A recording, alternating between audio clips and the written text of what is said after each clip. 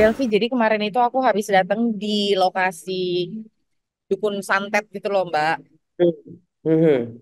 Iya, dan sebenarnya percaya nggak percaya masih banyak juga orang-orang yang memang mempercayai adanya praktek perdukunan ini. Nah, dari perspektifnya Mbak Delvi, kenapa Mbak? Apakah memang sebetulnya masih banyak praktek perdukunan ini, Mbak? Meskipun sebenarnya, Ya, iya percaya nggak percaya gimana, Mbak? ya, saya akan coba bawa ini ke perspektif akademik karena misalnya di Barat sendiri terakhir penelitian 2022 di sebuah jurnal yang sangat baik reputasinya, Elsevier gitu misalnya, menyebutkan karena pandemi maka banyak manusia di dunia yang merasa cemas dan merasa kehilangan kontrol terhadap situasi yang mereka hadapi. Nah, ini yang kemudian mendorong mereka untuk kembali misalnya mencari pegangan. Salah satunya adalah kepercayaan-kepercayaan supranatural, mistis dan sebagainya. Dan ini terjadi bahkan bukan hanya di negara-negara yang dianggap tidak atau belum berkembang, tapi bahkan di negara-negara maju.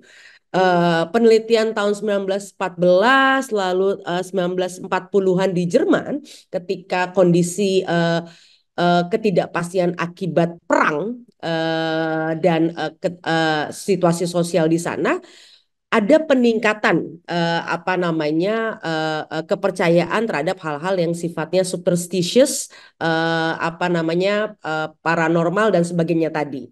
Nah, dalam konteks Indonesia ketika memang yang menarik adalah ada orang-orang tertentu yang memanfaatkan itu untuk melakukan manipulasi. Di situ problemnya.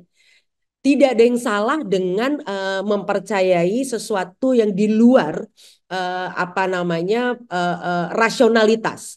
Karena studi akademik menunjukkan 4 dari 5 atlet-atlet dunia itu juga memiliki kepercayaan-kepercayaan tersebut. Misalnya dengan pakaian tertentu, dengan warna tertentu, dengan charms tertentu, dan sebagainya. Itu hal yang sangat normal bahkan ada penelitian 40% orang Amerika Serikat manusia-manusia yang sangat cerdas dan rasional saja itu percaya hantu lalu hal-hal yang sifatnya superstitious dan sebagainya. Jadi sekali lagi tidak ada yang salah. Yang menjadi problem adalah ketika ada sekelompok oknum masyarakat yang kemudian dengan sengaja untuk mengambil keuntungan materi maupun imateri seperti mohon maaf kan ada juga dukun-dukun cabul gitu ya memanfaatkan memang mungkin bukan materinya tapi kecabulan tadi dia manfaatkan dengan potensi di mana setiap orang punya peluang untuk mempercayai hal-hal tersebut. Terus untuk masyarakat sendiri harusnya kayak gimana ya Mbak? Karena kan tidak semuanya itu bisa paham bahwa ada hal-hal yang bisa dipercaya secara gamblang, ada juga yang membutuhkan hikmat atau kebijaksanaan dari masyarakat sendiri, Mbak. Ya, pertama kalau kalau hal tersebut sudah misalnya uh, menguras materi Anda, bahkan ada uh, ada pemaksaan tanda kutip ada permintaan yang kemudian sebenarnya sudah melampaui hal-hal yang tidak mungkin dipenuhi sebaiknya mulai berpikir ulang apakah ini betul-betul apa namanya akan mendatangkan manfaat intinya kalau permintaan semacam ritual yang dimohonkan oleh orang yang dianggap bisa menenangkan jiwa kita itu sebenarnya justru akan merugikan kita secara materi maupun imateri, sepertinya kita harus mulai ingat uh, itu bukanlah pilihan terbaik untuk membantu menyelesaikan masalah psikologis atau mental kita. Oke, dan dalam kaitannya nih Mbak ya, sama kasus yang baru-baru ini, ditemukan beberapa foto yang ditusuk-tusuk sama jarum gitu Mbak. Ini kan akhirnya ada ketakutan, percaya nggak percaya juga gitu, bahwa jangan-jangan kemarin orang tua gue sakit, kena santet nih gitu, dikait-kaitkan. Nah itu gimana Mbak? Karena kan belum tentu Ya, itu semuanya gitu. betul, ya itu sangat sangat lumrah apa namanya masyarakat akan berpikir demikian karena tadi bahkan di barat sampai hari ini misalnya kenapa mereka apa namanya takut dengan hari Jumat eh, Friday the 13 gitu ya itu sampai sampai ada apa namanya sampai ada nama ininya sampai ada nama fobianya khusus untuk orang yang takut Friday the 13 misalnya gitu ya atau bagaimana misalnya di lantai atau lift tertentu itu tidak ada nomor-nomor tertentu bahkan di negara-negara barat yang paling rasional sekalipun. Jadi artinya sebenarnya nggak ada yang salah dengan kepercayaan-kepercayaan tersebut. Tapi sekali lagi kalau hal tersebut sudah merugikan secara materi maupun imateri seperti pencabulan, tentu kita perlu menimbang ulang apakah hal tersebut memang akan bermanfaat karena eh, manfaat tanda kutip dari kepercayaan terhadap yang supranatural seperti ini itu disebut dengan placebo psikologis. Dia memang menyenangkan, menenangkan gitu ya, karena placebo itu kan akar katanya senang gitu ya.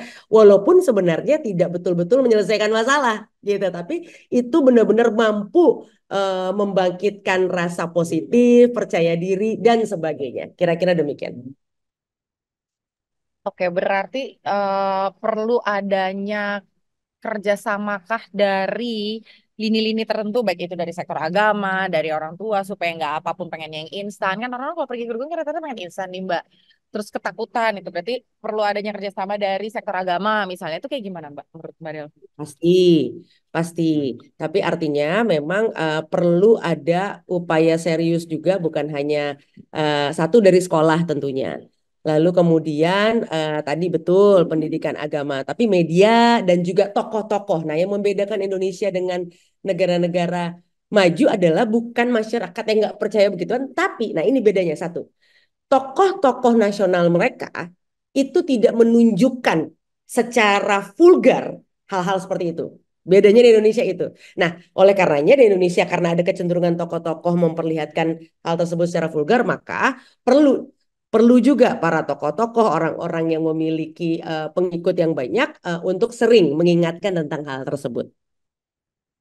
Oke, berarti ada kerjasama dari pihak-pihak tertentu dan dari kitanya juga muncul kesadaran ya, melihat nggak ada sesuatu yang instan. Terus ya dari kita juga sih memperkaya diri dengan firman dan lain sebagainya. Oke, Mbak Delvi yang terakhir Mbak, Ya, mungkin saran dan juga masukan ya Mbak terkait dengan ya. masih banyaknya praktek-praktek perdukunan ini, khususnya mereka-mereka yang berada di daerah yang terkecil yang mungkin memang belum terlalu paham dengan nilai-nilai budaya dan lain sebagainya, masih mudah terpancing dan sebagainya Mbak. Ada saran? Ya, mudah-mudahan dengan semakin terbukanya informasi, semakin banyak terungkap apa namanya modus-modus yang sebenarnya selalu berulang. Jadi ingat saja, kalau sudah urusannya seksualitas, satu, yang kedua urusannya menguras pendapatan kita, hati-hati. Kalau dalam konteks kesehatan, karena banyak sekali kepercayaan hal ini terhadap kesehatan, kita tentu dengan ikhlas memberikannya. Tapi kalau yang di luar itu tentu saja berbeda. Nah, ini yang perlu hati-hati. Dua hal ini tolong diingat. Kalau tiga bahkan, kan ada yang sampai mencelakai orang lain. Kalau urusannya sudah seksualitas, mencelakai orang lain hingga merugikan secara materi, ingat saja kasus-kasus yang pernah ada, apa yang kita hadapi berpeluang mengulang sejarah itu kembali. Oke, thank you Mbak. Dan nanti terakhirnya didukung dengan aturan pemerintah. Karena KUHP-nya udah ada, tinggal nanti bagaimana Ya, realisasinya yang katanya 2025 atau 2026 bisa dipercepat amin. mudah-mudahan. Baik, terima Oke. kasih Mbak Devi. Jadi sebenarnya percaya nggak percaya sih pemirsa, bahwa praktek perdukunan itu masih marak terjadi di Indonesia. Ini mungkin baru satu kasus. Kita sering lihat di pemberitaan, ada mereka yang merasa tertipu karena uangnya hilang saat harus datang ke dukun yang katanya memberikan kepastian bisa menggandakan uang, bisa memberikan kemakmuran, kesuksesan. Dan untuk kasus ini ada juga kesaksian bahwa merasa sakit di bagian-bagian tubuh tertentu dan ternyata terkonfirmasi dari foto yang ditusuk jarum di bagian tubuh tertentu. Kemudian bagaimana pemerintah mengatasi praktik perdukunan ini? Dari informasi yang saya terima dan yang saya baca juga bahwa awal Desember 2022 yang lalu, sebetulnya DPR sudah mengesahkan KUHP yang mengatur tentang praktik perdukunan ini. Tercantum dalam pasal 252, tercantum dalam pasal 252 KUHP yang menyatakan adanya ancaman sanksi 1,5 tahun penjara bagi mereka yang mengaku sebagai dukun santet, mempunyai ilmu gaib, memberikan harapan, dan juga menawarkan jasa untuk mencelakai orang lain. Mudah-mudahan hukum ini bisa segera berlaku di Indonesia dan bisa menertibkan masyarakat. Saya Anggi Pasaribu, sampai bertemu di Insight Story berikutnya.